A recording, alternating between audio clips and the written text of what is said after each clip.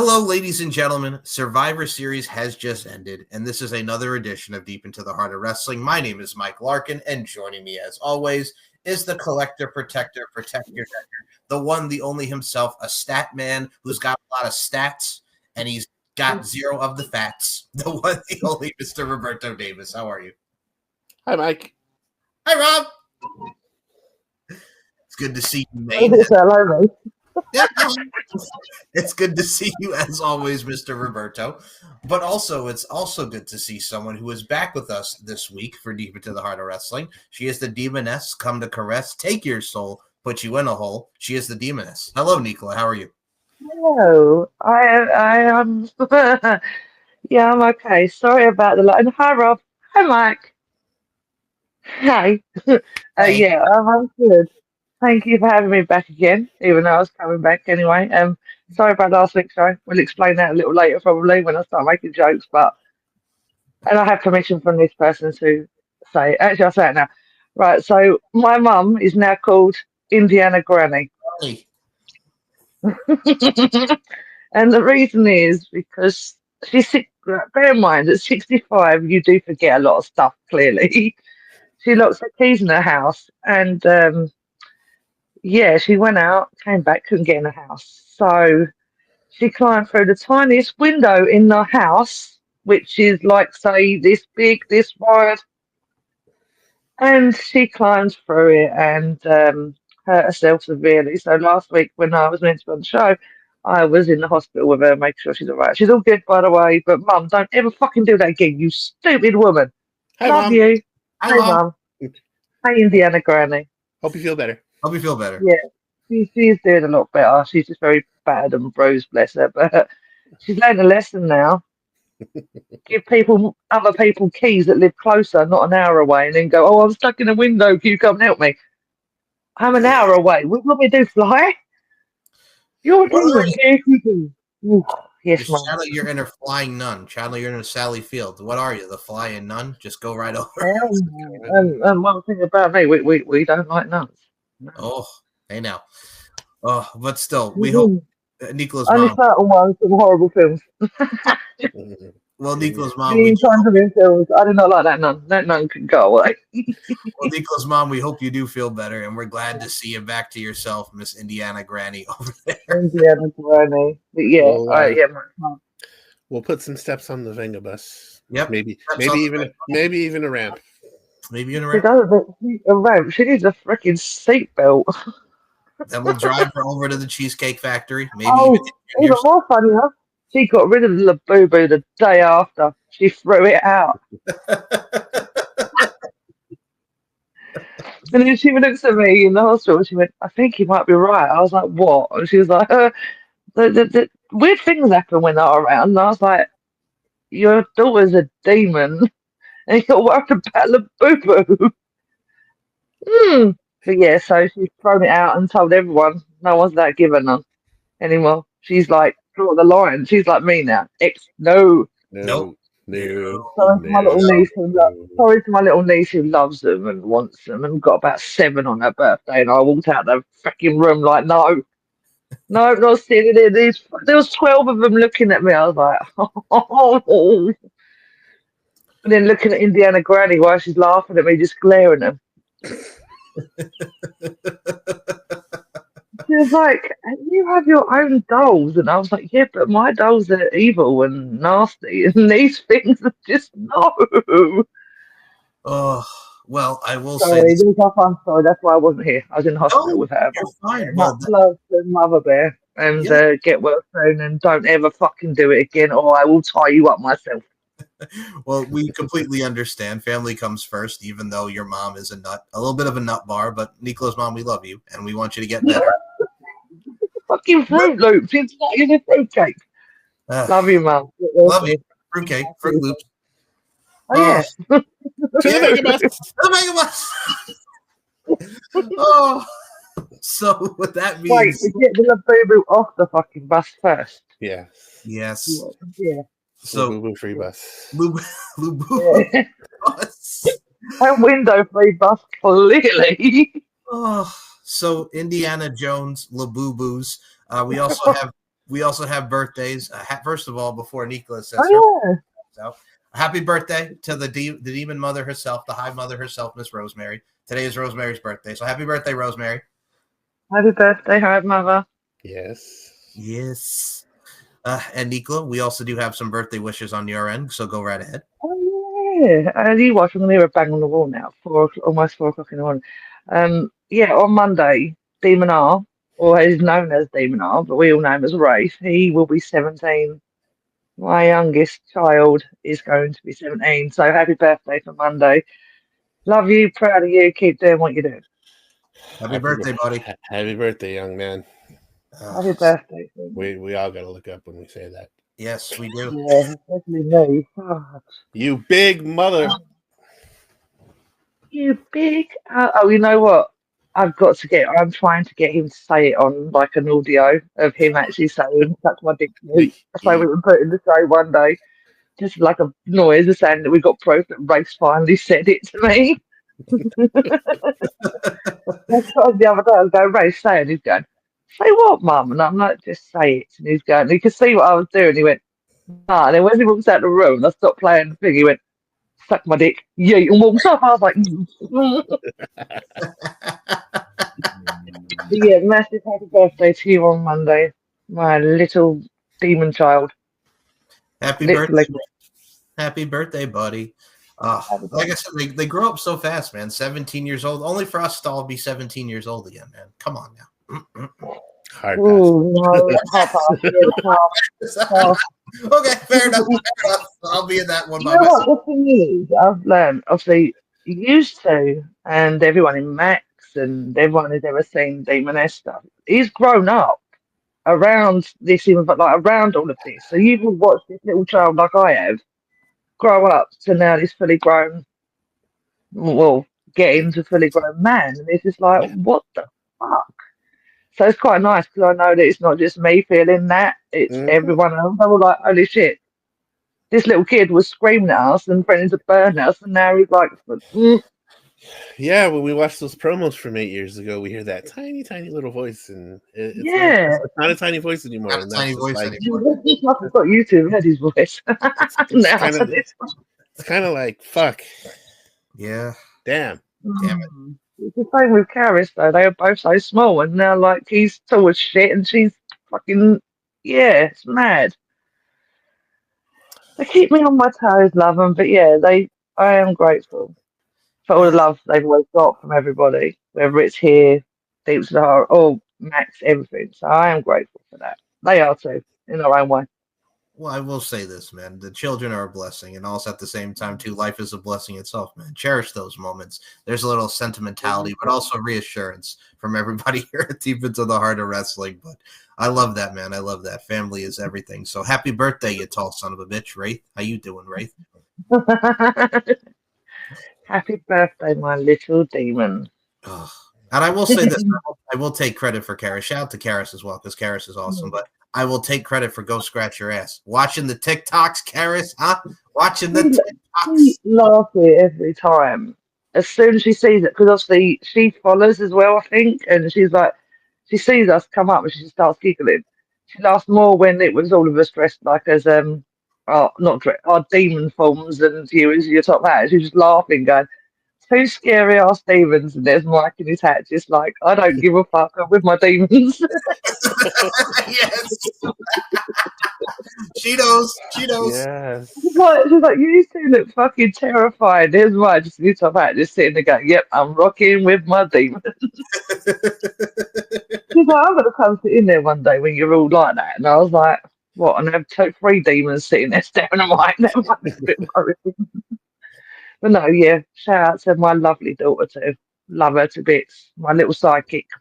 She's literally attached normally, but she's asleep, so we're all safe, right? Well, no, just send me a TikTok while we're live. No, she's not. She's very much awake. Well, I will say this. Someone else. Go scratch your ass. I will say this. You did mention awake, because before we even talk about this show that we had tonight, I have to mention someone else who was awake. So the main event of this week's SmackDown was Team MFTs against Team Sami Zayn, Nakamura, Motor City Machine Guns, and Rey Fenix. Solo hits the Samoan spike, gets the win for Team MFTs. Lights go down, and it's the Wyatt 6. And then Uncle Howdy comes back and gives Sister Abigail the Solo to end the show. Welcome back, Uncle Howdy. Welcome back. You know, right in our chat, I was literally watching it, and all these two saw me go, "Welcome home, Uncle." And I'm like, "Wait, what?" And then they watched it. Oh yeah, welcome home, Uncle. Yay! That made me smile. That did on Friday. We've been looking for you, Unc. Good So to how see pissed will you be? You. How pissed will you be if the MFTs beat them at Saturday's main event of the Rumble? I don't want to see it happen, but you know something's gonna happen. You know, MFTs. They pushing them MFTs pretty hard. They are. Well, which two members do you think it's going to be? Is it going to be Solo and JC Mateo or Solo and Tala? I'm thinking it's going to be Solo and Tala. Yeah, that's also, Rob, did you know your theory came true when I meant to go against AAA? There's now like loads of clowns all of a sudden, not just two. Yeah, that's the next. The next show. Then the Wyatt 6 against them, because obviously that's when Nikki Light's being covered in blood right now. I'm loving this. Every time I see her appear, I'm like, girlfriend, you look good. Let's get bloody, girl. Yeah, I think the match that they're going to be having in AAA is a non-title match, so you know they're going to set that up for Triple Mania, which is even going to be great. Have them win the AAA tag titles, please. Yeah, and then would I be pissed if they lost? Of course I would be. That's an obvious statement. I'd be mega pissed. But and the thing is, they just gave them the tag titles. Like, give them a little bit more, extend it just a smidge more, and then they can take them off. Maybe in the year with them, like going to 2026, and then it's wild though because the MFTs have one of the best tag teams to ever exist, and they're probably not going to do that. Well, because we got to have Tama going for Ilya, as well as Tommaso Ciampa, jackass, going for Ilya Dragunov. So they're setting that up, which I'm cool with that. I like Tama getting a nice. What about if it's Howdy and Solo, 1-on-1? Because obviously after him doing that, I can see that, but I may be wrong, which would be a surprise, but give a fuck when it comes to them. But I actually, Uncle Howdy versus Solo. I mean, if they can drag this out to WrestleMania, that would be kind of cool. I'm not gonna lie, Uncle Howdy did look really fucking badass. He keeps changing his costume every time he comes back though, and I'm like, you look good though, dude. Fair play. Like he's also, I keep hearing from other people that obviously watch it. They're all saying between when Bo's doing his own, all I see is Bray, and that's what I keep getting told. But I do see what I see in too when he's got when his hair's everywhere and he's just sitting there talking. I'm just like, wow. Do you know what I mean? We all know obviously Bray and Taylor they're different people, but at the same time, Bo is very, very good at recreating that. Yeah, they're getting close to not being different people. Oh, the resemblance. Yeah, that's what I mean. It is uncanny. Like he's even bulked himself up as well, wasn't he? Like to the same size as Bray was, and it's just like, even I've sometimes sat there going, wait, am I looking at? Do you know what I mean? That's the way they'll bring me across. And that's why I'm looking at it. But I'm like, obviously they're brothers, so they're going to be a massive lookalike and all of that stuff. But still, it's like, wow, that's just amazing. It's crazy to think that this is the same just Bo Leave guy. Yep. Yeah. Like he's got one. His mind is amazing, and obviously we know he's doing it, like doing tribute. But at the same time, a lot of this is also Bo as well. Yeah. So it's kind of nice seeing inside both minds. Like, my guy, like you've had this in you the whole time. Why did they not let him loose on it? I know that he said in interviews that he always wanted to do it with Bray, but it's like they should have let him loose years ago. Yeah, we came close with it in 2018 when the B team was mocking Matt Hardy and Bray Wyatt, and he did that absolute spot-on imitation of Bray Wyatt. They could have gone further with that, but it was cool. Like that was the only one time I could think like they actually came close. But yeah, he's always the fucking B team. The B team. What throws me about Bo, because he used to be all of that, and now all of a sudden you've got this dark, amazing character that is just there, and it's like, what the fuck? Why have we not used this? But obviously, I know him and Bray were, but at the time, and they were heading towards it. But it's like, why have they let him be locked up this long? Why have they not let him be free, let loose, and show who he can be, like he is now? Why is it taking this long for it? Could have been Bo Wyatt. Yeah, I mean, there's layers. Exactly. There's layers to it. I mean, if you really look at his like NXT run, like he could play the delusion of heel great. He was awesome when he was NXT champion. But I think only him and Bray Wyatt wrestled each other like once on NXT in a singles match. I'm like, you could have had more with this. Like trying to get him to join the family like they did, but no, they just went back to feuding with Pac when he actually wore shirts and Oliver Gray. When he did it he does wear clothes now, doesn't he? Yes. Shocked me after all this time. I was like, when you sent that message going, why is he wearing clothes? And I'm like, what? Yeah, I guarantee you 90% of the people watching AEW didn't recognize him. Like, who's this motherfucker with clothes on? Even I didn't. It was only after you sent me that message, I was like, holy shit. He's got clothes on. Yeah. He's got short hair. Why does he look like Filthy Tom Lawler? What's going on here? I would also like to add to your point. I think when you guys were talking about the dark side too, with the layers and characters, 6, the NXT part, I've been seeing the discourse online. Yes, have the Righteous go with Tatum Paxley against the Culling. I will be all here for that. If you bring in the Righteous to go against the Culling, yes, please. Yes, please. Yeah. Absolutely. You dig what I'm saying?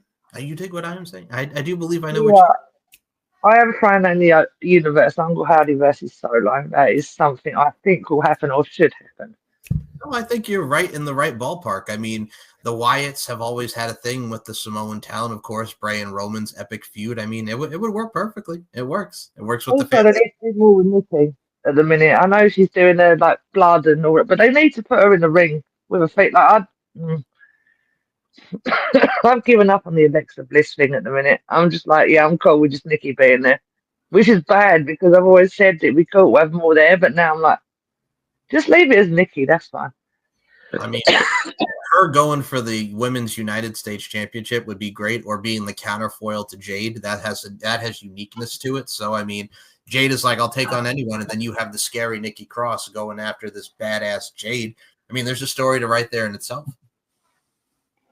Nikki's always played multiple characters, isn't she? So, she's always been a bit crazy, isn't she? So I actually like it more what she's doing now. I wouldn't mind if she chased. I wouldn't mind if she chased Chelsea for a while, though.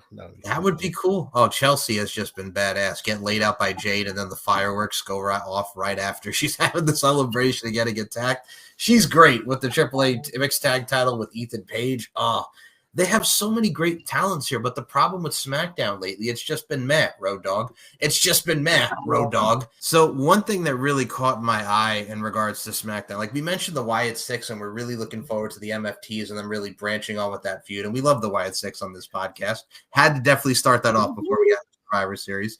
But the other thing that crossed my mind, and Nicola and I were actually talking about it in the chat, and also you chimed in as well with this, Rob. So Aleister Black and the Damian Priest character and the feud is really going on there. We saw the interaction with Zelina on SmackDown this week, and Nicola was just like, we were literally getting Cross and Scarlet vibes. I'm like, this is what they've been wanting. Well, identical to the one Scarlet wore. Also, you know, like I love Selena and Aleister. Do not get me wrong. I am a huge fan of both. But when you've seen it before and you know that Cross and Scarlet were doing this well before they were, it's now like, so you got rid of Cross to then do it with that. No. I don't like it. And I think it's too similar. But then again, I am. Cross and Scarlet, Zelina and Aleister. That would have been a great tag match feud. Yeah. Oh, it would have been a good team if they did it as some kind of like massive group, but instead, nope. It's like Final Testament 2.0 would have made more sense. Yeah. But no, I just didn't. Maybe it's just me looking at it that way, but I was like, we've already seen this with Cross and Scarlet. Why are you imitating them? I mean, I know he said he wanted to do something similar with his wife a few years ago, like before he got released. But the thing, too, is with what you have with what Scarlett and Cross were doing, not just on the main roster, but mainly very reminiscent to what they did in the early stages of their characters in NXT. It's just like, come on now. And I like Aleister and Zelina much like you guys do. But I'm just like, all right, let's see where this goes. I like the Damian Priest vibes. It's cool. But yeah. I feel like Damian Priest. Yeah, but the thing is, I think to do that.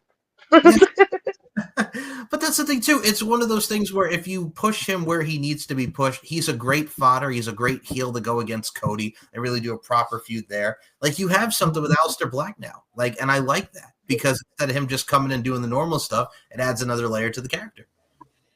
Yeah, that's true. I do like that Selena did bring up to Damien that nobody remembers you. Yes. And delivering the punishment, as she put it. I thought that was a nice little touch too. I just like when they shot to the back and there's obviously Aleister in the darkness, and then the light goes down and it's gone, and all of a sudden Damien's chatting to Memmy, and he's like, "Oh, okay, all right then." Here for you. She said, "I got an idea for you," and then we'll see where that goes. So you put the seeds in there. You landed the seeds, so to speak, if you will. Now, I got to ask y'all, because the other thing that came out of SmackDown is LA Knight beat The Miz and Jey Uso beat Uso. So the semifinals is Jey Uso. People are pissed that The Miz lost twice. Okay, well, I'm not pissed. I just think he deserved it.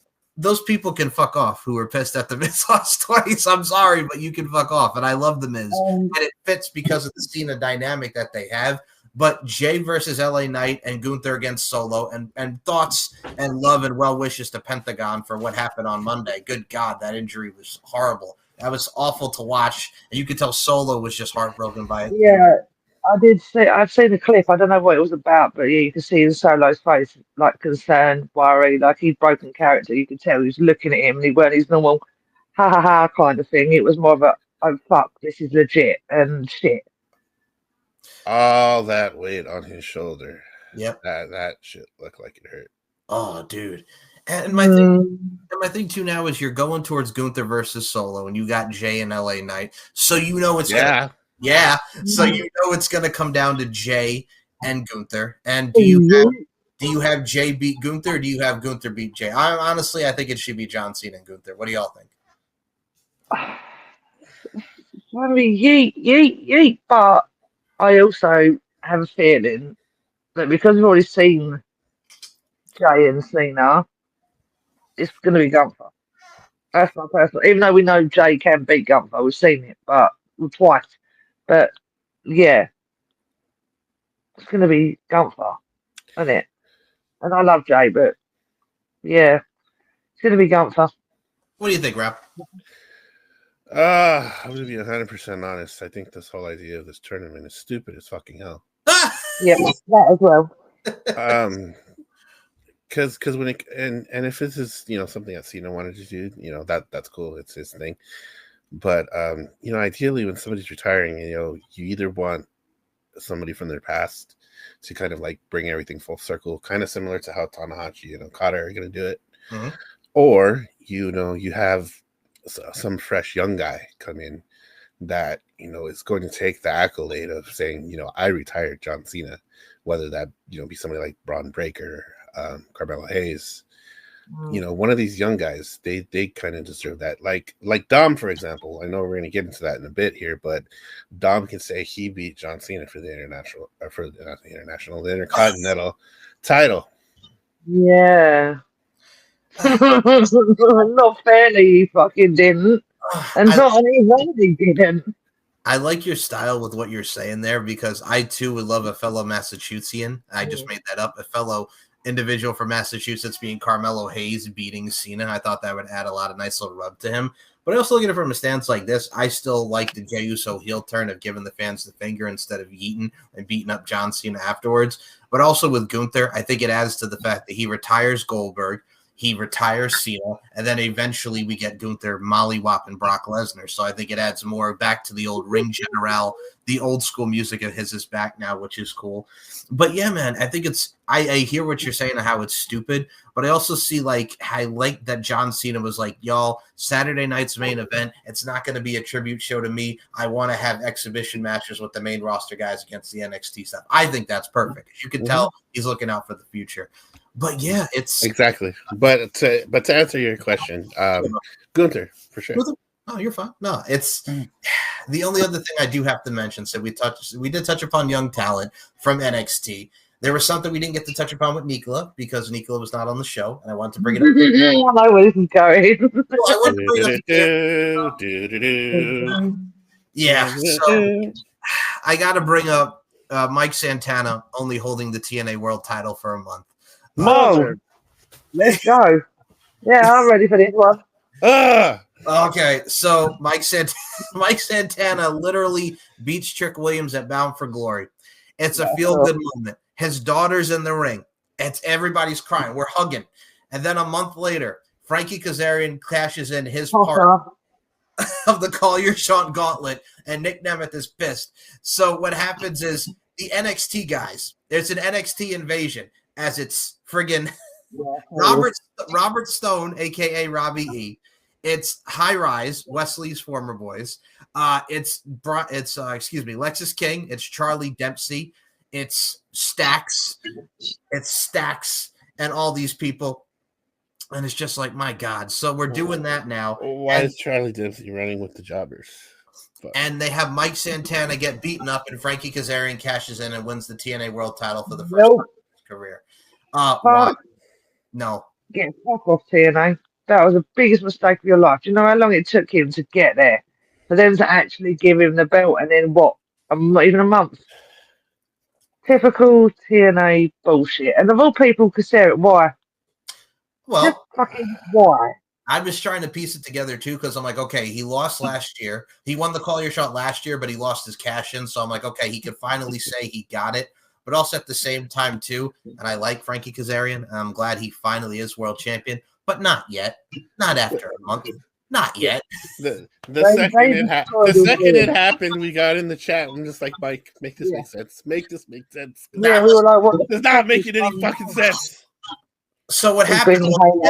The NXT TNA attack. So we had the NXT guys attack the TNA guys, so Mike Santana could be back in the chase. And then Mike Santana cuts this amazing promo where everybody was silent, and he's like, "Look, I'm gonna come back for my title, but first I got to get these NXT boys, and y'all are on notice." And as of this recording, this coming week on TNA, we are going to see Mike Santana, and for the first time ever, one-on-one in a TNA ring in I don't know how many years, he's going to be taking on Robert Stone, a.k.a. Robbie E. So, yeah, he's going to get a little measure of revenge. Oh, why? Because you just there and take your title back. End of fucking conversation. No, we got to build it up. We got to build it up. I didn't build up Kazarian taking his belt, so why are we going to build it up after? We got to build it up. Build it up. He had everybody behind him. So many people were behind Santana. Like he did this organically. He did it organically, and he must have pissed off somebody in the back because, they don't like it when you get over by yourself, right? He for your own hard work. He did the work. He got in shape. He, got sober. Like he intertwined his real life into his wrestling journey. And that first time he lost to Trick, we were all pissed. We're like, all right, no, that's next time. We're going to get him next time. And he did. And he finally got him. Then TNA does no new recordings for a month. Yep. What the fuck? Santana comes back and he loses it on his first defense, and I think I feel that just makes it so much worse. Well, the thing is too is like he sold the knee injury because he got attacked by 6 dudes. Which first of all, I laughed because when I saw Brooks Jensen and High Rise, I'm like, you got the Evolve guys, because that's where Brooks Jensen's wrestling now. He's on Evolve on Tubi. You got the Evolve guys. And I love Charlie Dempsey. He's William Regal's son. But he's doing the stuff with Ren QCC. That's cool. But we hardly see Lexus King now because after the Miles Bourne feud, nothing. Robert Stone, whatever. Okay, fine. But yeah, I'm just at Stacks because it makes sense because Ariana Grace is his boo and he's getting engaged to Santina Morella's daughter. So fine, they give him something for Stacks. But I looked at it from a stance like this. Mike Santana, like you mentioned, he sells the knee, then he gets rolled up. It reminded me when Rhino won the Bound for Glory, the Gauntlet, back in 2005, right? Wins the NWA title. Rhino's awesome. And then what happens 3 weeks later? He loses it back to Jeff Jarrett. And I'm like, of all people. Fucking 2005 called NWA World Champion. Yep. I think I went mad back then when it happened. I just sat there going, I fucking hate you. But I didn't obviously have a platform to say it to you, but now I do. I'm like, hate your ass. Yeah, Jeff Jarrett can fuck her. Oh, you can fuck off with your 2 T's, you asshole. The Amigos. The Amigos. Oh, and the wife Pooter. Karen is definitely a puta. Absolutely. You haven't said that for a while. I will say this on the next Impact event, we do have the Iconics, aka the Inspiration, defending those Knockouts tag titles against Puta McPuta, Tessa Blanchard, and Victoria Crawford. I swear to God, if you have Tessa and Alicia Fox be the Inspiration, oh boy. Tessa and Alicia Fox on a team. As the tag champs, too, if they win. That high idea. Oh, Alicia Fox. Alicia Fox.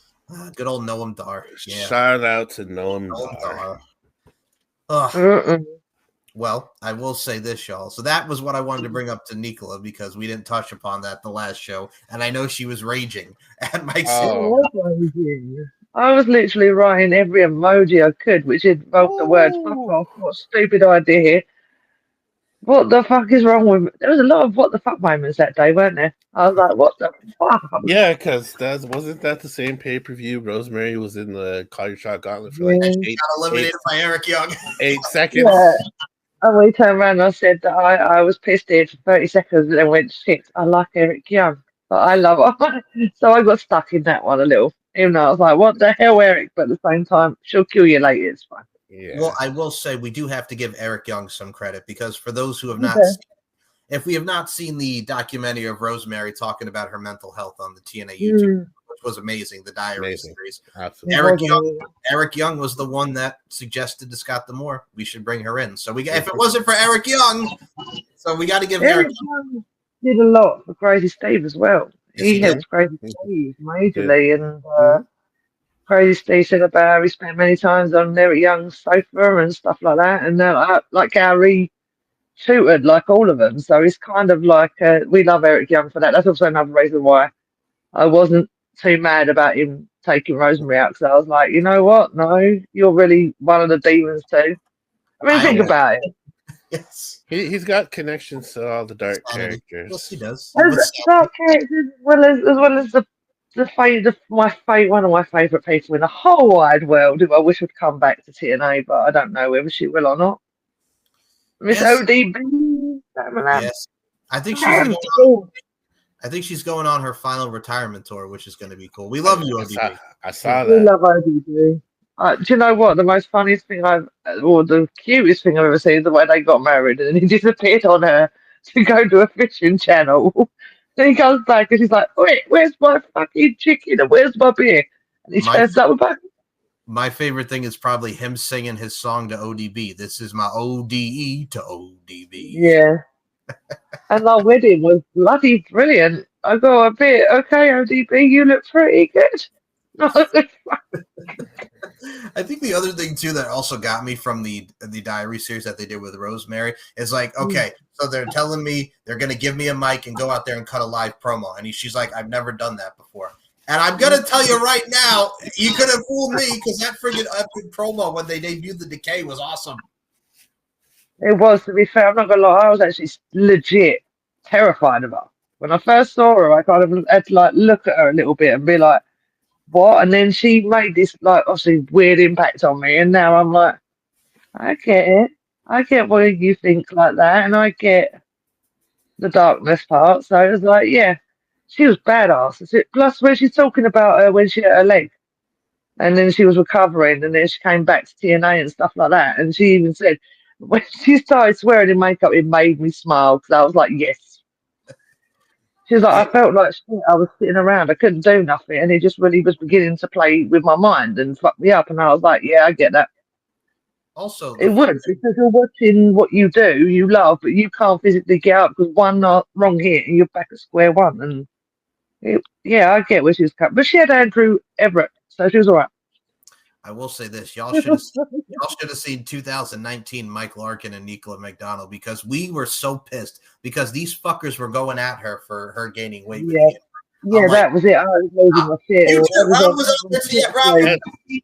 Yep. I was on Twitter. Me and Mike were both literally like on Rosemary the whole time they were going at her. There was me sitting there going, do you want to be put in the cage? Do you want to die? Because she will fucking murder you. We were like, We We will go. shank We him will, out. we will fight for our demon We mother. will fight. That Yeah, was we ridiculous. will. And we did. So mad.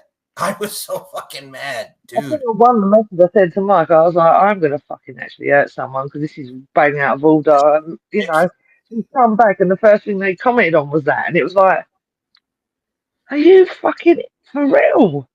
I Leave also, her alone. She's finally back. it's finally funny. It's also kind of funny because I actually made a note of this. So when y'all see these shows and you see us doing what we do, and you see us doing these watch-alongs and all this shit for all of y'all, which we appreciate. We love each and every one of you. I did write in my notes, I said if there's one match that we're never going to do a watch-along of on this show is the match with her and Sexy Star in it, because we will legit go off and get really angry. Yeah, I can't. I'll get some make from TikTok. That'll be bad. It's gonna be bad. It's gonna be bad. We're gonna get flagged. Yeah, we'll get flagged if we do that show. It'll be bad. It'll be bad. Let's see TikTok right now. Wait, we're not TikTok right now, are we? Oh, we are, because you brought one up and they laughed. Actually, I haven't been on two shows, so I haven't flagged the shit. Bugatti Man. Give me an hour. Yeah, we're actually good. We're good on TikTok again. Good. As long as we don't call the Bugatti Man by his government name.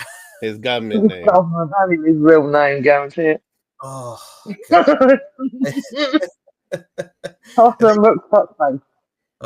The other thing we'll mention before we get into this, because Nicola did miss the show with Dan and I and Rob last week, so we'll bring it up to Nicola. Y'all, don't be creepy, number one, and number two, don't make an AI video of you kissing a woman, you fucking freak, Chris Horror. Holy shit. Wait, what the hell did I miss? Oh boy. Or did I see it? Hang on, I may have seen it, I don't know. So Chris Horror, this guy on YouTube, met AJ Lee.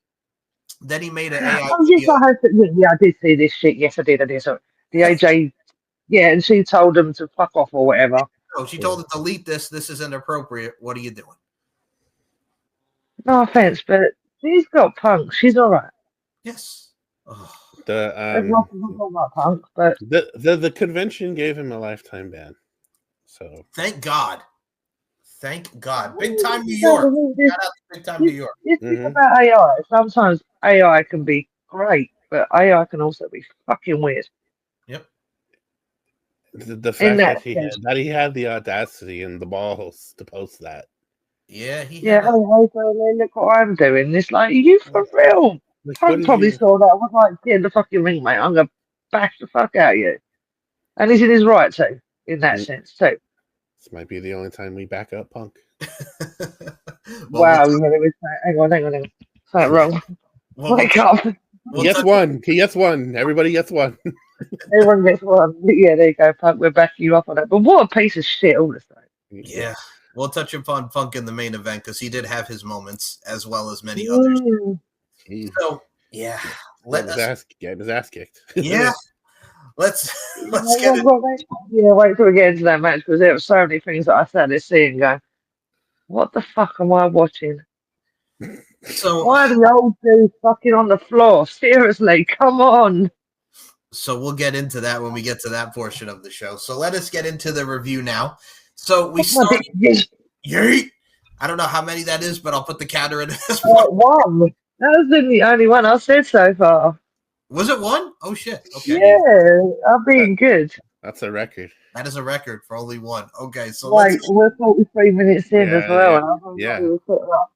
Usually we have about 6 after the first 10 minutes. Yeah.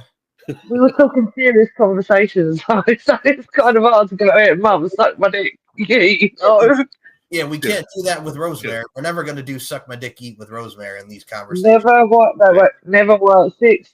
Never Rosemary, never. We don't name a whole load of people. Anybody that we like, we're not going to do that. No. Yeah, anyone we like. If we don't like you, then you get suck my dick, eat, as you know. Logan Paul.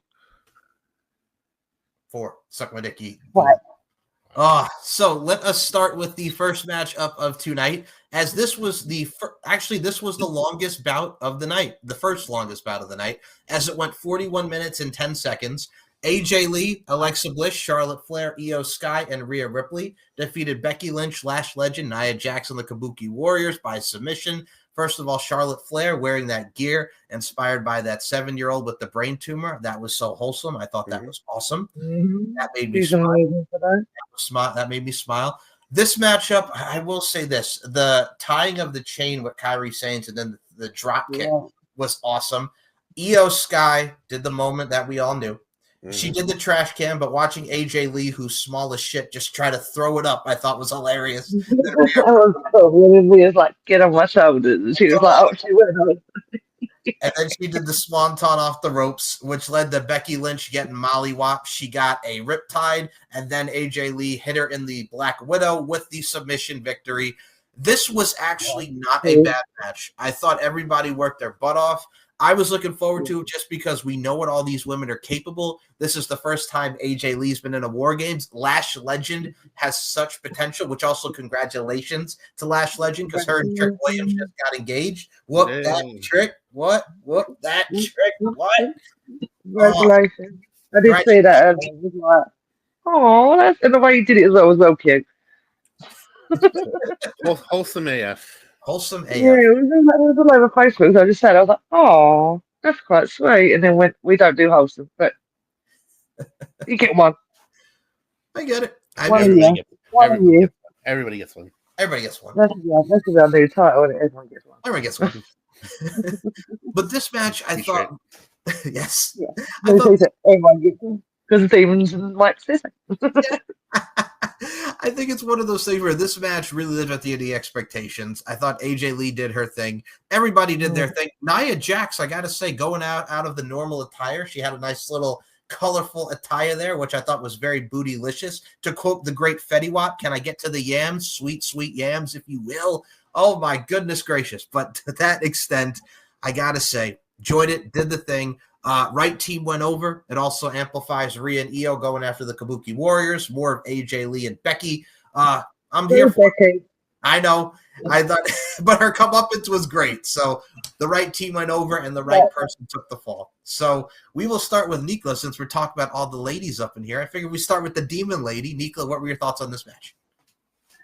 I actually loved it. I was Team Mummy Team Rhea before it even started. I was like, that is going to be an awesome team. And then seeing the way AJ was from yesterday with Charlotte was getting all ready to go against, I forgot who it was.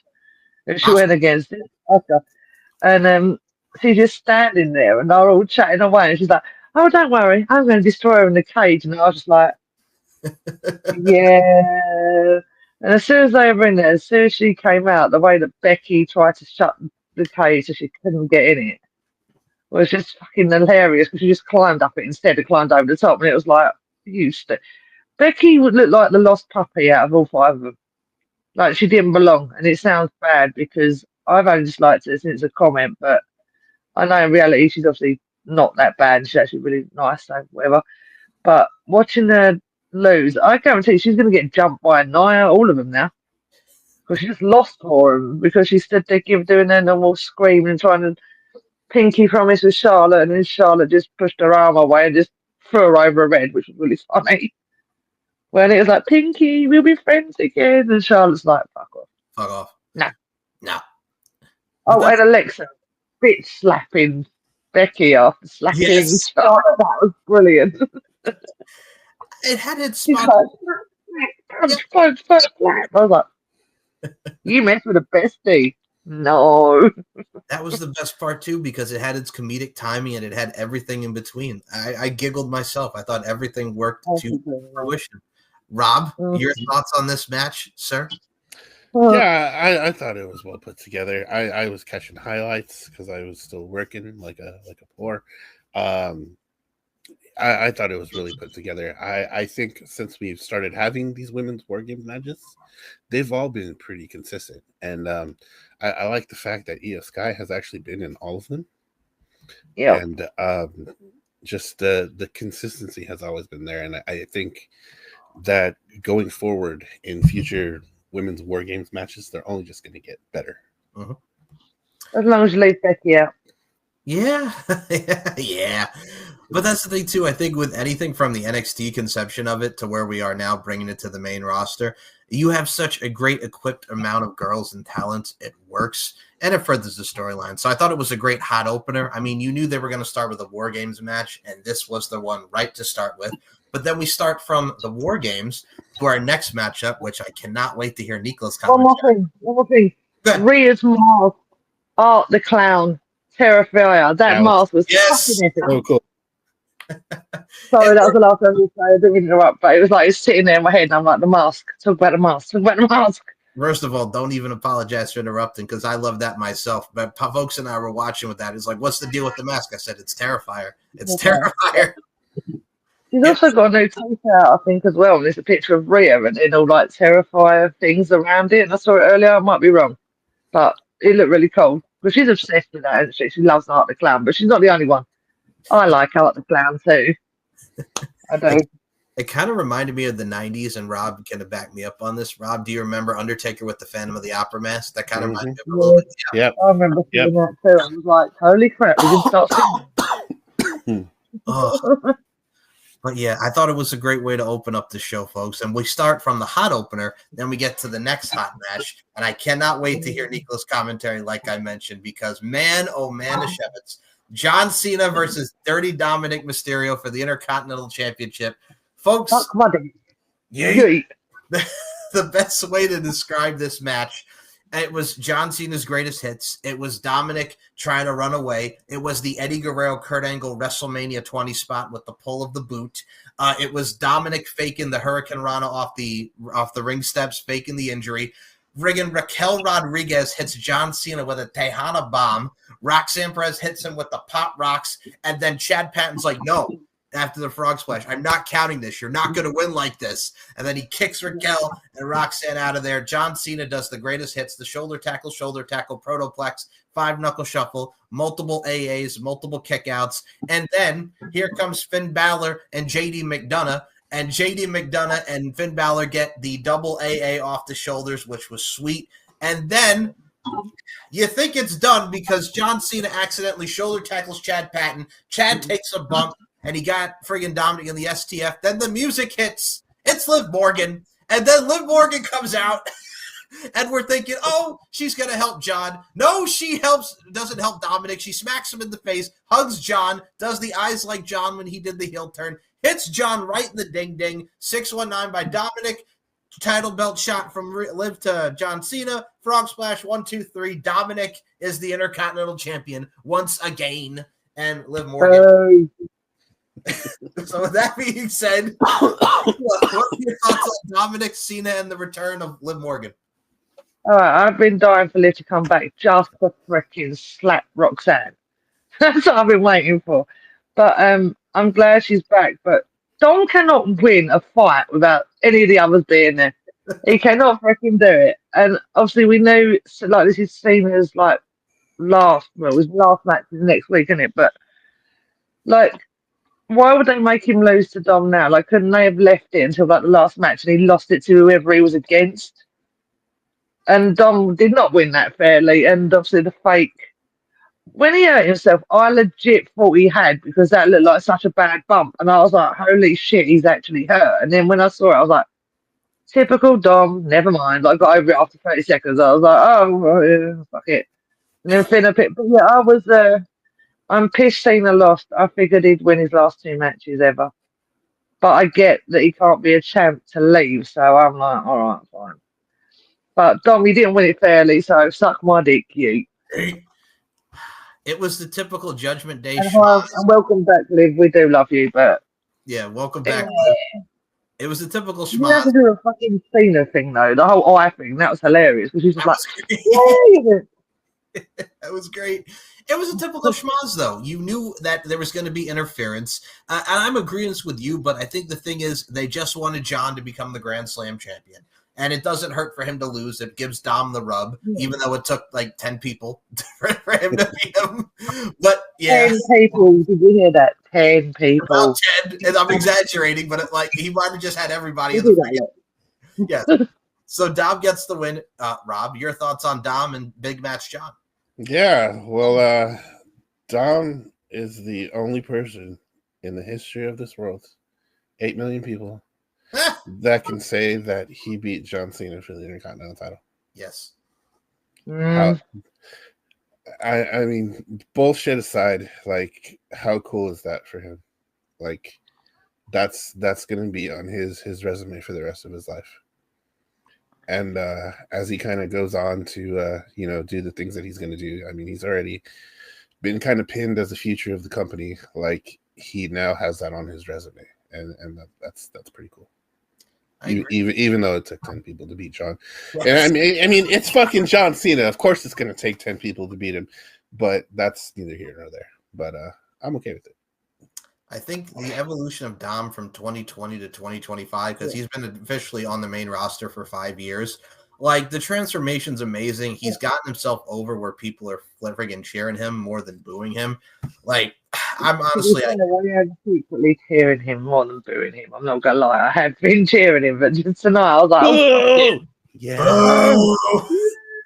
I'm like the closet one. I'm like, yay, Dom. But it's like a boo, boo. And then I'm like, well done. Congratulations. Have a great day. Yay. Have a great day. But that was the best part. Yes, that was the best part. No, I love Dom, really. But it doesn't mean that he can never do anything without a backup. Mama Lark said the same thing as well. It's like, is that what we're going to do? It's just the same thing. He's going to have everybody beat him. I'm like, yeah, that's the gimmick. But it works. Works for Dom. Yeah. So, I'm happy thus far with the show. We're 2 matches in, but I got to take a pause for the cause since she said, that's great. Have a great day.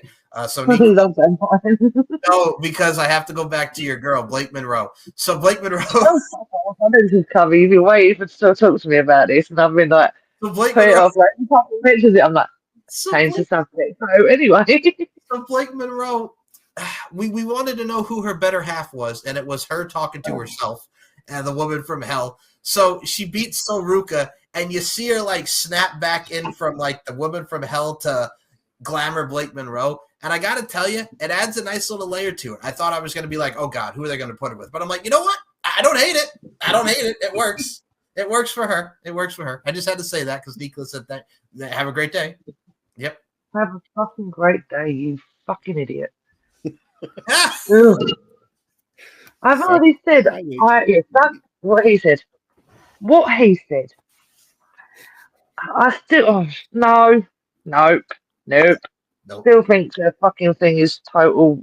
No, I don't like the fact she's a champion. No. Screw you, but everyone's saying how much they love her right now, so I have to be a bit more. We'll talk about that next week, folks, because we have NXT Deadline next week. When I tell her to fuck off next week as well. Yes, you will. I know. I can't wait. So this is what happens when I don't do a show for a long time. All of a sudden, I'm like, shit, I haven't said this for a long time. Wait, I've got to say this. I've got to say that. Well, we picked the perfect time to it because our next match is for the Raw Women's Championship, the Women's World Championship, if you will. Stephanie Becker defended against Nikki Bella. Thank God she won. I'm going to put that out there first. Thank God she won because I was going to be so mad if they have Nikki Bella won, but thankfully they didn't do it. We were watching this and we were just like, what the fuck are we doing here? Yeah. Why are we here? It was better than Becky. This is what we said, wasn't it? You were going, why are we sitting here watching this? It was better than the Becky match. I will say that. It was way better than the Becky match. They did the same thing like they did in 2018. It was the heel turn like they did with Ronda Rousey. That was Nikki turning on Stephanie. Look, the match was fine. Nikki got the early offense in, and then Becker came back with a comeback. There were some slow comebacks, like the Dragon Screw. It looked like she stopped, and then she hit the Dragon Screw afterwards. There was a little clunkiness there. There was the Rack Attack 2.0 where she got the foot on the rope with the ring awareness. So there was stuff in there, like kicking out of each other's finishers. I get that to make them look strong. She did the devil's kiss on the table. Does she not understand how to sell that? Oh, Nikki Bella, God. Like every other person you see when she's doing it, like arms are kind of like rolling. And with Nikki, it's just like watching a dead body just go up, down, up, down, up, down, up. She was getting on the table. Those first couple of ones, her head was making contact. Yep. So maybe knock some sense into her. I mean, it didn't because when Steph did it the second time, she didn't sell it either. Nope. She looked like, yeah, there's a lot of things we said, like while I was watching it, it was like, she's not selling any of this. Yeah, she looks strong, but even I was like, and I think I shouted out halfway through, suck my dick. And I went, yeet, and Rob went, no, No yeet. yeet. No No, yeet. yeet, no, yeet. And then we No, started laughing. no yeet. No for yeet. Nikki. No yeet for Nikki Bella. And then Stephanie Vaquer would hit the corkscrew That moonsault, was brilliant. That part, I was like, fuck Yep. yeah. aka the spiral tap for the 1, 2, 3. Right woman went over. Well, let's move on from this, please.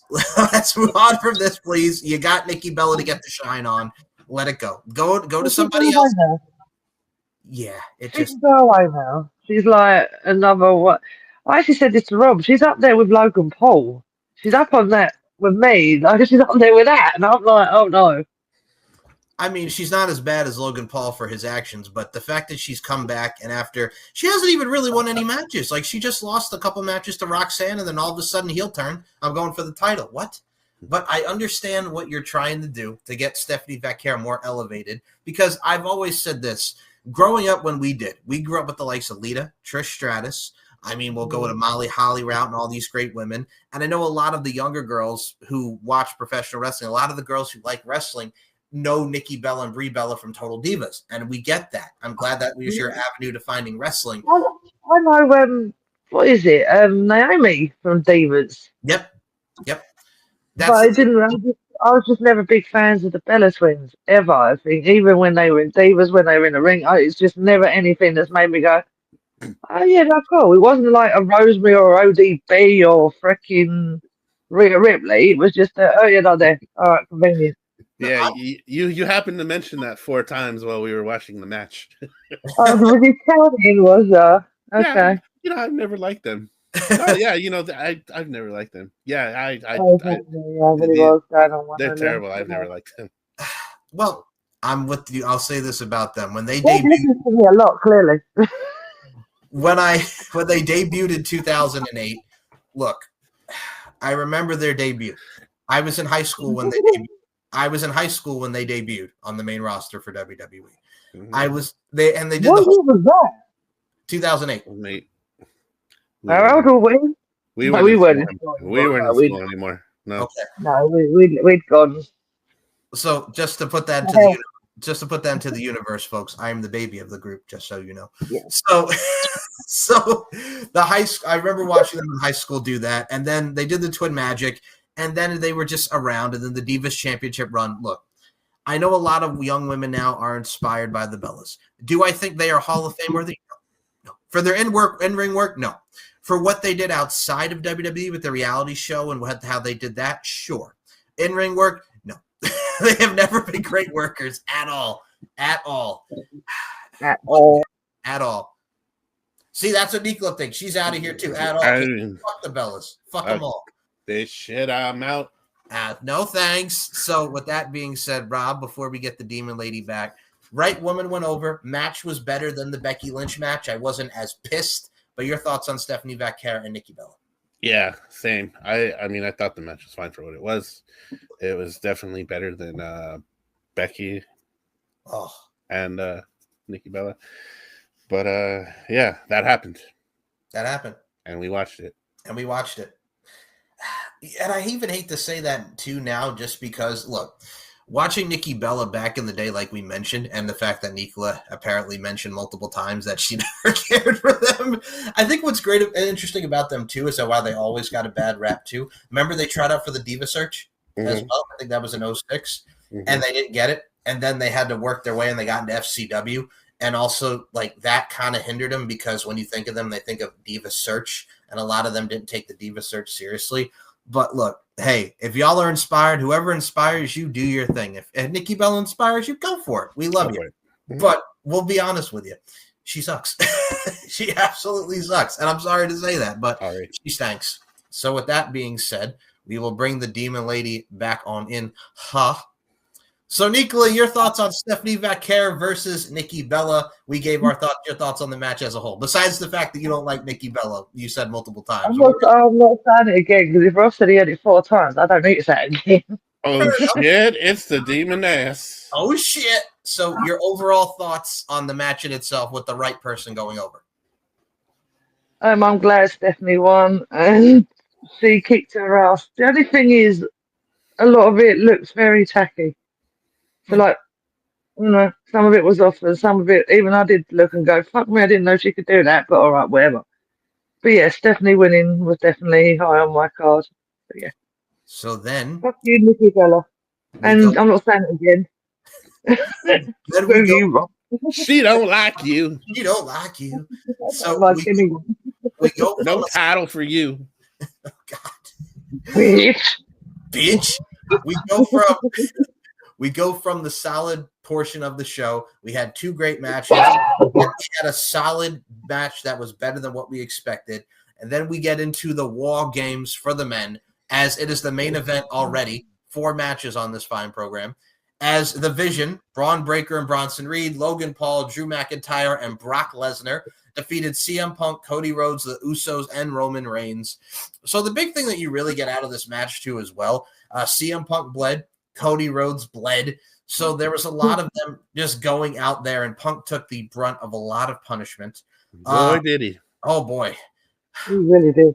My instant thoughts were, look, it was fine. I thought everybody had their role. Brock Lesnar coming in and just mollywopping everybody with F5s. I got so concerned because he gave Jey Uso a German suplex, and his back of his head landed on that chair.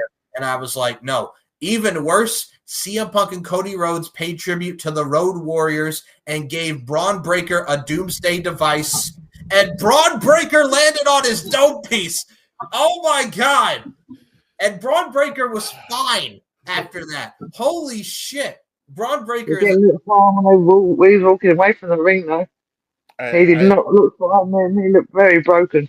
I think Wade Barrett said whatever they make out his neck out of, give me some, and I'll second that. Yes. But that was the worst doomsday device I've ever seen in my life. Wade can shut up as well. Cody and Punk should be ashamed of themselves. Oh, and I know you're paying a tribute to the Road Warriors because they were in the first War Games with your dad. But Sure. man. Well, to me, they all looked out of place. Like Punk and Cody. They should not have even been in there. Well, If you know what I mean. Well, it made. Then you got Drew. Then I got that part, but them two just look weak. Where the others are all like at each other's throats, and there's Punk and Cody on the floor or dead. Yeah. Even though I may not like Punk, there's a bit of small concern when he does easy matches like this motherfucker's gonna hurt himself. Also, the fact that did you like that Cody accidentally back elbowed him and he's like that was a nice little touch to tease the tension. Yeah, so I audibly said, "Oh shit, yep. Cody, what are you doing? What are you doing, Cody?" But stuff like that, I understand where you're coming from. But yeah, putting the 2 world champions. TK says hello. So you have the 2 world champions in there, and I understood because of who they're facing and the feuds that we're going to get more with Drew and whatnot. I get it. Logan Paul was Logan Paul. Oh, fuck my fucking dick. Go away, Logan Paul. You should have even been there either. He got the brass knuckles. He was in there to take all of the freaking beatings before everyone else got in there. That was all he was there for. FDY. Yes. That's a new one. I like it. Suck my fucking dick. Yeah. So he gets the brass knucks from Paul Heyman, and he starts mollywopping everybody with the brass knucks. And I'm just like, we're really giving Logan Paul his own little shine in this match. Oh, okay, sure. We're going to give the brass knuckles spot. Fine. All right, sure, I guess. Fuck them. And, I mean, everybody got their shine in. But the thing that really stood out from this match, Brock Lesnar leaves the cage to go meet Roman Reigns. There's the Superman punches in the middle of the aisle. And then they go around to the announce table. And Brock Lesnar F5s the bejesus out of Roman Reigns through that announce table. Throws him back into the ring. And then the War Games began. And they all kick the crap out of each other. And it comes to the finish. And I'm thinking, okay, after all this beatings, these multiple suplexes, friggin' Roman spearing Brock Lesnar through the table, everything that these men did to themselves, holy crap. My hat's off to each and every one of them. But then it happened. Punk hits the GTS on Logan Paul. Thank you for that, CM Punk. Thank you, CM. And then he goes back to going against Braun Breaker, and this man in a hood and a mask comes in, super kicks CM Punk, curb stomps him. Braun Breaker hits the spear, 1, 2, 3. And Braun Breaker pins the World Heavyweight Champion, and the Vision wins. And then you find out, courtesy of Mike Johnson and PW Insider, because we were like, was that Seth? Nicola was like, was that Seth? Was that Seth? Was that Seth? Right away. And turns out it wasn't. So the person that was under that mask, ladies and gentlemen, because that dude got out of that cage really quickly. My God, the agility of that man. It was Austin Theory. So Austin Theory is back, and he looks to be the newest member of the Vision. To kind of tie in what Mike just says there, Moxley's still under contract, so it's not Dean Ambrose. No. It's not Chris Jericho. He wishes he can climb a fence that fast. This is that slim. That too. But even in the chat, we were just kind of like talking about who it could be, and DC, our very own Daniel Crimmins. Hi, Dan. Hi, Dan. He said that's Austin Theory. I said, okay, I like your theory on that being theory. And he was right, because like we're just like, okay, this guy's too bulky to be Seth, but at the same time, he's I forget who else Dan said it might have been, but it's like no, it was like we kind of like just analyzed it, and Dan called it. So shout out to you, Dan. Good job, Dan. I think with this, first of all, Austin Theory even gets it even better now of the A-Town Down Under, because you got Grayson Waller with the New Day, which is going nowhere. Like, why? It's just at this point, it's just like, why? His Chris Van Vliet interview, I thought it was great. Made me almost like him. But he was great. He was very honest. He was very passionate. He was, and I almost kind of started to like him. Yeah. Did you? No. We wanted to hit you around the head. No. But no. the thing is, Chris Van Vliet, Chris Van Vliet's so good at what he does. Like, you realize like how good Grayson is as a person, and how he takes this seriously, and you love that. You really love to see that. But yeah, I'm right with you, because I look at him, I look what he's doing with the New Day, and the problem with the New Day heel turn is after they did what they did with Big E, and after they won the tag titles, it went nowhere. It literally went nowhere. Nowhere. Nowhere. No. Not at all. You went to the White Six. But do I like that Austin Theory is the guy with the Vision? Sure. I think it works perfectly. And because of the fact that he's young, they're doing something with him. And you could tell that they have that investment with Theory, and you could tell the story because him and Seth Rollins, remember, they had their own thing. He was one of Seth's disciples back. I was gonna say he was the disciple. With Murphy. Buddy Murphy. Yeah. Buddy Matthews. Yeah. But that's the thing too. So where this goes, we shall see. I think they wanted to give that allure of, because, oh man, even though he hates the Vision for attacking him, he hates Punk even more. So there's an allure to it, but at the same time too, we'll see where it goes. But that is how you ended Survivor Series, and that is how you end a pay-per-view. You put it on a cliffhanger, not the cliffhanger that Vince Russo wants you to be on, with the whole cocaine is snorting cocaine in the bathroom and then he gets fired. Here's a cliffhanger, bro. Here's what we're gonna do, bro. Here's what we're gonna do, bro. You're gonna do cocaine in the bathroom, and I'm gonna fire you. I'm gonna fire you.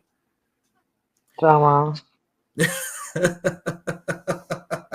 But that, ladies and gentlemen, is your Survivor Series. We hope you enjoyed the show. I thought it was solid from top to bottom. If I was to rate it out of 10, I would give it an 8, just because Stephanie Vaquer and Nikki Bella gets points off because we had the match anyway, even though it wasn't that bad, but I didn't need to see that. Otherwise, guys, go out of your way and watch it. It was a solid show from WWE. And then, speaking of solid, we go to next week, because we will be back next week because we love what we do. It is prediction time for NXT Deadline, which takes place on December 6th. And John Cena, that man John Cena, picked the Iron Survivor Challenge for the men and the women. So for the men, we have Javon Evans, we have Leon Slater, we have Joe Hendry, and John Cena did the thing. He did that. I believe he believes in Joe Hendry. We also have Dion Lennox of the Dark State, not Cutler James. Why you gotta say it? I gotta say it like that. And the last person in there after he beat Trick Williams on NXT, Miles Bourne, our boy Miles. Miles Bourne. Yeah, all right. That's not a bad list. I'm not gonna lie. And the other one is for the women. John Cena picked Sol Ruka, Lola Vice, Kalani Jordan, Jordan Grace, and the Evolve Women's Champion, Kendall Gray. I like it. It's fresh. It's good. It's good. And then you have for the main event, the NXT Championship is on the line. Ricky Saints defends against that boy, Obafemi. Obafemi, baby. Ooh. So that is what we have thus far for next week. The Rula. It's going to be good. It's going to be good. And then, of course, AEW is going to have World's End at the end of December. But before that, they did announce on December 10th, as we will have, winter's coming. Winter is coming. I think they're going to be over there on your side, sister. Yep. Mm-hmm. They're coming to Wales, Manchester, Cardiff. We're coming to mine. Okay. We can always talk about Sillet Bang again if you like, but no, there's no Will Ospreay. Bang in the dirt is gone. But we do know that the main event of winter is coming is Samoa Joe defending the AEW World Championship against Eddie Kingston, which, I gotta say, after that promo, he's not going to win, but yeah. It'd be so nice to see Eddie win. It really would right now. It sucks that he's not going to win, but the promos over the next few weeks are going to be pretty good. So I do love Samoa Joe. Don't get me wrong. It's just I want to see Kingston win something. It's about goddamn time, Mr. Khan. Yes, we got to do something, but we'll see. Come on, Mr. Khan. You know what to do. Put the drugs down. Yeah. We'll talk. No more cocaine for you, Mr. Khan. Mr. Khan. So we'll get to that once we get to December. But yeah, and that pay-per-view will be taking place, 2 days after Christmas he's doing that fucking pay-per-view? December 27th. He loves doing that. Yeah, so we'll be on the lookout for that. So, but right now, folks, we'll be back this coming week for NXT Deadline. We hope you enjoyed this review. And we'll be back to more of the zaniness because I'll be honest, it's been a quiet week. It's been Thanksgiving, so it's kind of been quiet. Yeah, thank you, and happy Thanksgiving to each and everyone. I hope you all had some turkey. Gobble gobble. Robert, did you get your turkey on, man? Oh, I got my turkey on, Michael. Let me tell you. I can tell you. All right. Okay. All right. I'm pie. I only know that because I was listening to two people talk about what they were eating on Thanksgiving. Oh boy! They're like, how's your day been? I was like, yeah, happy Thanksgiving. They started telling me what they were eating. I was like, damn, when's your Christmas Day when I start sending you shit? Get you some chicken, get you some cranberry sauce, some turkey, some ham. It's a good day. What? This is the first year I'm not having turkey at Christmas. It is messed up. And Rafe mad about it because Rafe loves turkey and everyone else hates it in the house.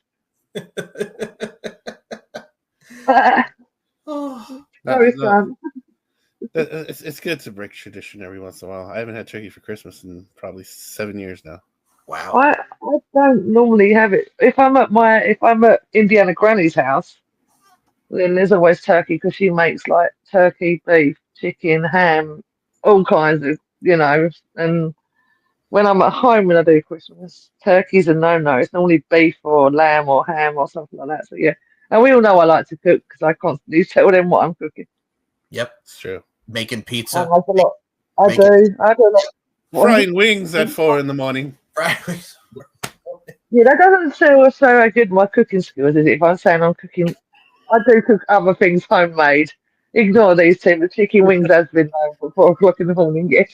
I got to give a shout out to Mama Lark because I remember she used to do this. It was probably either when she was going through her chemo, but also at the same time, she used to do this a little bit too. Like she was, and I love her for this. She made macaroni at like midnight. I'm like, what the hell are you doing? She's like, I want to macaroni at midnight, baby. Macaroni at midnight, baby. I'm like, okay, yes. I've done it before where if I've when the kids were younger. I'd start cooking at say like 4 o'clock in the morning, and then cook everything, and then obviously do the rest of everything else that goes with it. And it's a nightmare when you're doing it on your own, but it's fun as well because you get to sit there and go, "Oh, I get to eat this before every other fucker does." So it is like a kind of little chat. Also, I love baking at Christmas. I'm not gonna lie, I love making cakes, cookies, and all that stuff. So yeah. Well, we hope we made y'all hungry, and we hope we made y'all thankful. I'm fucking starving now. because I'm right here in the stomach. I'm growling, baby. But we are thankful for each and every one of you that do the program. Thank you all so much. Lots has been going on in our world here. So before we close this, yep, Rob, where can we follow you on the socials? Plug our socials. Plug what you got going on. The floor is yours. Take it away, Roberto. Deep into the heart of wrestling. We thank you for watching our program, podcast, entertainment. Thank you for watching the show. We appreciate all of you that do watch. We hope you enjoy watching this as much as we love making it. You can find us at linktree/BlackHeartsEBD3. You can find Mike's YouTube, his backup YouTube, the MCL Experience. Thank you. Experience. The MCL. We've got a Facebook, we got an Instagram, we got a TikTok. Still strike free for now. Bugatti but Man. Bugatti Man, you Give me a couple of hours, I'll change that. yeah, that real quick. Blue Sky, we've got all the socials on there. What else? What there's something else I was supposed to say, but I forget. But anyways, linktree/BlackHeartsCBD3. Follow us there. There's another show that I do. Kicking it with the TSK. Sometimes you can see Mike. Sometimes you can see Nicola. We've got 4 shows that are going to be dropping soon. Hopefully, we will be recording another show tomorrow. So if you do enjoy this format, this review format, that something we don't normally do. We normally do it over there on Kicking It with the TSK. You can follow us at linktree/TSK. All MF day. Put out the shows, Mo. Put out the shows. 4 shows, baby. 4 shows coming. They're coming. Nicola was on one. I believe Mike was on. I was one. on the Yeah. So I was on the one. I was the one too. My first ever one over there, and this. Yeah. So yeah, deep into the heart of wrestling, we go deep. We go deep into other shows as well. Hold on. So I need y'all to do this with me collectively. Ready? Here we go. All right, go. Get close. Get close. Say it with me now. 1, 2, 3. Put out the shows, Mo. So, with that being said, Rob. Oh man! So you can follow me. Max Wrestling, good. Max Wrestling. We just finished the promo climax. We just had the championship match. I won the promo climax. I am the new Max International Champion. Congrats. I guess I probably have to cut a promo, so that'll be coming soon. Shit. You can. So if you do like the promos side of the wrestling business, go follow Max Wrestling on YouTube. Michael dropped their website down below. They do a lot of really cool stuff over there. Mike's on there from time to time. He's actually a tag team champion with our friend Stevie Nicks, new champions actually.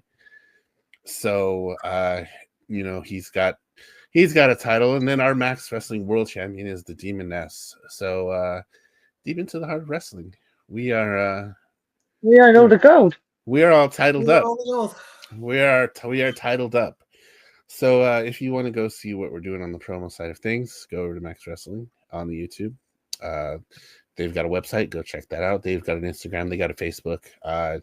Go find them there. Michael put those links down in the description below. If you want to follow me, sometimes you don't, but if you do, linktree/Rob. We're working on a lot of music right now. Recently, I've got a sad boy ambient project called Ragaby. Just recently released a new single called Sideways Halo. Michael linked that down in the bottom here. If you like to listen to sad music and you want to sit in the corner and cry and have something to listen to, I definitely got some music for you. So go check that out. Linktree/. Hey, I'm Rob, and there's definitely some other music that you may enjoy. So go check it out. Well, cheers to you, good sir. Nicola, where can we follow you on the social media front? Go follow everything he just said. And yeah, I just giggled because I've got the giggles. It's fun. For fuck's sake. Right, yeah, if you want to follow me, yeah, obviously, like I said, go over to Max, check out what Mike and Steve, the new tag team champions, are up to. Go check Rob out, go see what he's doing. I kind of know, but have a day. Yeah, and yeah, go check out what the Demoness is up to. Yeah, I'll see you soon. Boxing Day. So, Nicola's socials Yeah, again. yeah, what you said. You're fine. Nicola Mac 853 on Twitter, just to reemphasize that. I'm still had to keep my composure. I'm walking around because as soon as she said, "Oh shit," about cutting a promo, I died. I'm not gonna lie. That kind of got me right here in the feels. Just because this is how we I feel. do that to you sometimes, though. I have my funny moments, and I have my really stupid moments, and I have a dickhead moment. Just saying. That probably means we gotta go cut a promo. Oh shit. Anyway. Is that why you got to walk around? Because there's me going, oh shit. Cheers to you all, and to all a good night. Yeah, So with that being said, cheers. With that being said, if you want to follow yours truly, like they said, Steve and I, the S&M show, are the new Max Wrestling Tag Team Champions. We beat Moses Marquez and Daniel Crimmins of the TSK for the Max Wrestling Tag Team Championships. My anniversary, Steve's debut, and in Steve's debut, he is a Max Wrestling Tag Team Champion. I am the Gimp to his Goon, so that is the new tag team on the block for Max Wrestling. Have a great day, Goons and Gimps. Fuck the world. So with that being said, it's SM Show 1, MCL 92 on the Twitter front. It is SteveandMikeShow.com, LFCfights.com, as well as Instagram, Larkin_92, MLarkinMB. There is a latest edition of the Steve and Mike Show that is out right now. Steve and I covered a lot of things from the dark side of Hollywood. We talked about how back in the day, his dad locked his keys in the car, right? So we were at the movie theater on Deer Park, Long Island. Steve had to pee really badly, and he did not want to walk all the way back to the movie theater. So there was on the side there's train tracks up there, but he peed on the side, and somebody had to keep guard to make sure nobody was coming. So I let him pee in peace, but I also watched so he didn't get caught, because sometimes, folks, when you gotta go, you gotta go. And then we also talked about the fact that we're ashamed of his mommy, because the fact that his mommy was bad-mouthed in Miami Vice, and I'm like, you don't bad-mouth Don Johnson and Philip Michael Thomas. What are you doing? Nicola's mom. Steve's mom, you could go scratch your ass. Well, Nicola's mom could kind of go scratch your ass too, because for that Indiana stuff, but we're glad that you're good. So with that being said, y'all, it's S&M Network shows on the YouTube front, Steve and Mike Show, Pop Culture, Deep into the Heart of Wrestling, the RWT podcast, on the Mike with Mike LFC podcast. Links will be in the description. We hope that you enjoyed this insanity, this combustion, and this overall awesomeness that is Deep into the Heart of Wrestling. Don't scratch your ass, mother. So with that being said, for Nicola McDonald, for Robert Davis, for Nicola's mom who can go scratch your ass, and for Steve's mom who can stop being a hater. Hi, Steve's mom. My name is Mike Larkin, and we will see you next week for NXT Deadline. And you already know how we end this out. 1, a 2, a 3. To the yacht!